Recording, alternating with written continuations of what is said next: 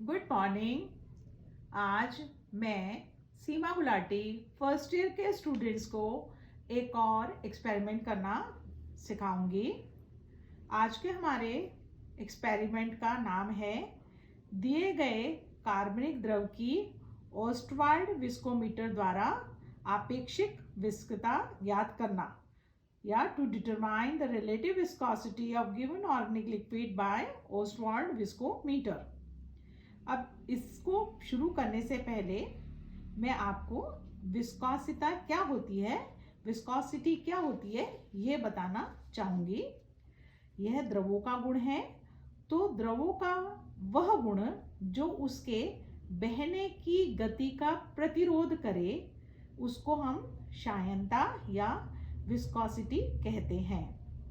इसकी इकाई, विस्कोसिटी की इकाई क्या होती है? पाउज या मिली पाउज जो है इसकी इकाई होती है।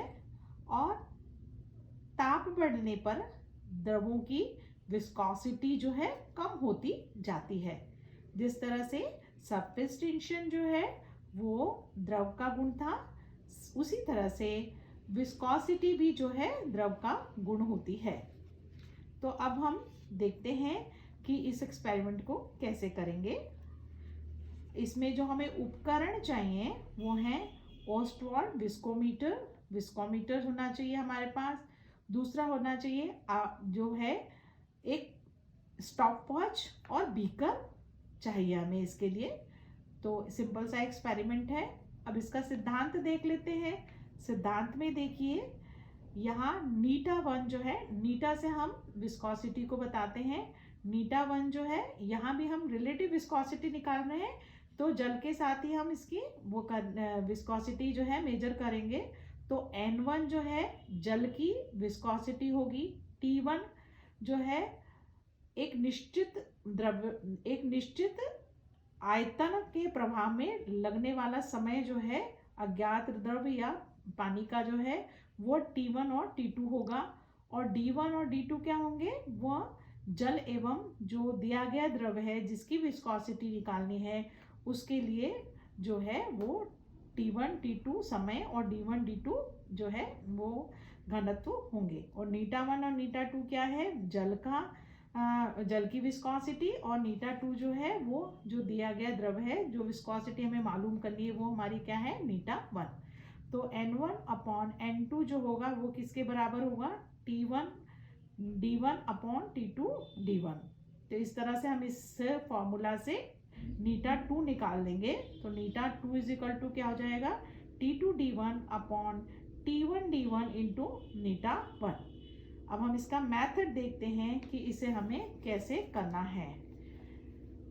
विस्कोमीटर को पहले हम क्रोमिक अम्ल से धो लेंगे ताकि उसमें पहले से कोई द्रव्य हो तो या कोई भी अशुद्धि लगी हो उस पर, तो वो साफ हो जाए। उसके बाद उसे आसू जल से धो लेते हैं और धोकर उसे फिर ओवन में रख के सुखा लेते हैं। फिर इसे स्टैंड पे लगा देते हैं। अब हम जल को, जो आसू जल है उसको चौड़ी जो नली होगी विस्कोमीटर की उसकी तरफ से इसे जो है बल्ब में, मतलब उस तरफ से इसमें पानी जो है भरना शुरू कर देते हैं। यहाँ बल्ब जो है बी लगभग आधा भर जाना चाहिए। तब आधा भर जाएगा और विस्कोमीटर में दूसरी तरफ जो है वो जल बढ़ने लग जाता है। तो विस्कोमीटर की जो पतली वाली नली पर लगी रबर की नली की सहायता से हम मुंह द्वारा जल को बल्ब ए में खींचते हैं और केश नली के ऊपरी चिन्ह M से ऊपर तक भर लेते हैं। जब द्रव को केश नली में नीचे की ओर प्रवाहित होने देते हैं तब हम जल का तल जब M तक पहुंच जाए तब स्टॉपवॉच चला देते हैं। जब जल बल्ब के A से नीचे के चिन्ह M तक पहुंचे तब स्टॉपवॉच को बंद कर देते हैं। ठीक है, इसका मतलब क्या हुआ कि हमने जो M है विस्कोमीटर में पॉइंट, वहां से लेके N तक जो द्रव प्रवाहित हो रहा है उसको कितना समय लगा ये स्टॉपवॉच से हम जो है नाप लेते हैं। तो और ये इस प्रयोग को जो है हम पहले जल से करेंगे। तो एक निश्चित आयतन जो है निश्चित रूप से वह M से M तक एक निश्चित आयतन हो जाएगा और उसके जल के प्रभाव का समय T1 जो है नोट करेंगे। इस प्रयोग को हम 3-4 बार दोहराएंगे और फिर उसका औसत निकाल लेते हैं। इसके बाद हम फिर विस्कोमीटर को दोबारा से धोएंगे और फिर उसको वापस से ओवन में सुखा के, और फिर अब जो दिया गया द्रव्य है जिसकी की विस्कोसिटी हमें निकालनी है, उस द्रव्य को जो है इस विस्कोमीटर में भरेंगे।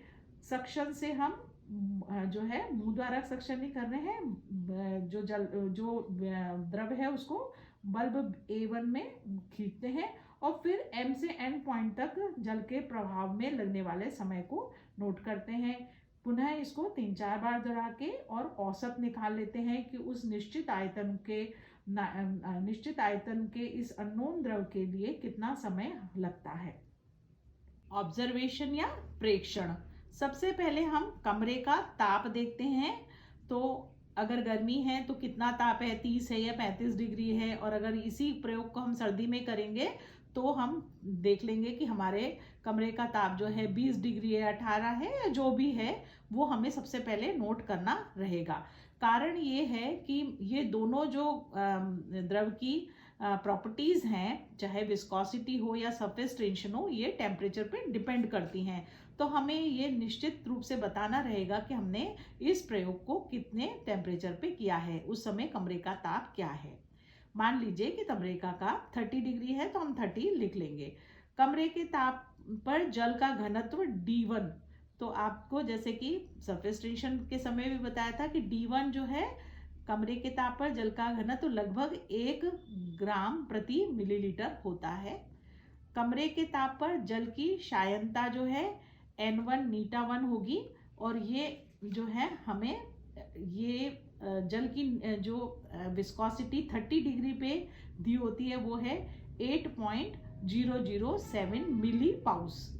अगर हम CGS में चलेंगे और मिली पाउस और ग्राम पर मिलीलीटर लेंगे, अगर सबकी डेंसिटी के लिए ग्राम पर मिलीलीटर अगर हम इकाई लेंगे और विस्कोसिटी की इकाई जो है मिली पाउस में लेंगे, तो हमारा रिजल्ट जो है वो भी मिली पाउस में ही आएगा।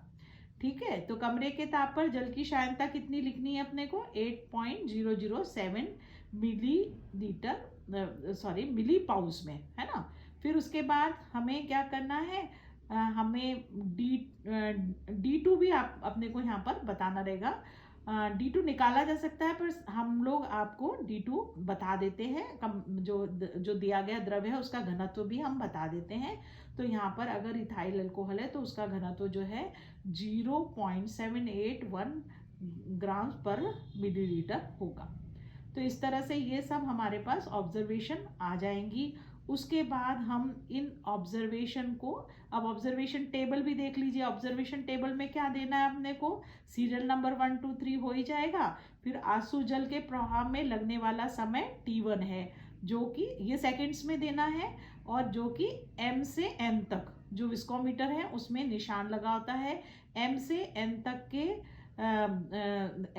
तक के मार्क में तक बहने के लिए जितना समय एक द्रव्य को लगेगा तो वो हमें नोट करना होता है। मान लीजिए कि जल के लिए M से N तक के लिए बहने का समय जो है, अगर सपोज कि हमारा 34 आता है, सेकेंड टाइम 32 आता है, फिर 30 आता है, तो एवरेज क्या हो जाएगा, 32 हो जाएगा। इसी तरह से जो हमें दिया गया द्रव है जिसकी विस्कोसिटी हमें निकालनी है, उसके लिए द्रव के प्रभाव में लगा समय क्या हो जाएगा, T2 सेकेंड्स में हो जाएगा।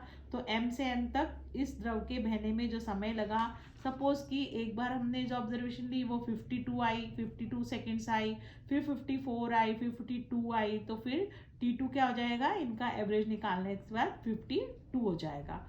तो इस तरह से हमने, जैसे अभी मैंने आपको बताया कि सपोज जल के प्रभाव में लगा समय T1 जो है 32 है और द्रव के प्रभाव में लगा समय 52 है, तो हम नीटा2 जो है निकाल सकते हैं। तो कैलकुलेशन क्या हो जाएगी, नीटा2 इज इक्वल टू क्या आ जाएगा, T2, तो T2 सपोज 52 है, T1 इज इक्वल टू क्या हो जाएगा, 32 है, और D2 मैंने अभी आपको बताया ही था कि अगर इथाइल अल्कोहल लेते हैं या अगर कोई अननोन है तो आपको बताया जाएगा कि डेंसिटी क्या है। तो 0.781 ग्राम्स पर मिलीलीटर जो है उसकी डेंसिटी हो जाएगी हमारा जो दिया गया द्रव है। तो D2 इज इक्वल टू 0.781 हो जाएगा। D1 इज इक्वल टू जल की डेंसिटी है तो वो 1 हो जाएगी। और हमने मीटा1 जो कि जल का मिली पाउस में विस्कोसिटी है वो कितनी है 8.007। इस तरह से ये सारी वैल्यूज रख के हम नीटा2 कैलकुलेट करते हैं। अगर इस तरह से हमारी वैल्यूज होगी तो नीटा2 लगभग जो है हमारा 10.16 मिली पाउस, या फिर अगर हम इसको पाउस में बदलें तो 0.010 पाउस जो है रिजल्ट आना चाहिए। 30 डिग्री पे बता रही हूँ मैं ये आपको। तो यहाँ पर 30 डिग्री पे जो शायनता या जो विस्कोसिटी है वो 10.16 मिली पाउस आनी चाहिए। लेकिन जैसा कि आप जानते हैं कि एक्सपेरिमेंट करते समय एक्सपेरिमेंटल मिस्टेक्स होती ही हैं, तो आपको ज़्यादा घबराने की ज़रूरत नहीं है। 10% तक जो है इसमें आपकी एरर जो है वो कंसिडर नहीं की जाती है आपके रिजल्ट की एरर, और आपको मार्क्स दिए जाते हैं। तो एक्सपेरिमेंटल जो मिस्टेक्स हैं उनको देखते हुए हमारे रिजल्ट लगभग 10.16 मिली पाउस के आसपास आने चाहिए। तो आज हमने क्या एक्सपेरिमेंट किया कि किसी भी दिए गए द्रव की शायनता या विस्कोसिटी ज्ञात करना। बहुत ही सिंपल सा एक्सपेरिमेंट है फिजिकल का। Okay, thank you.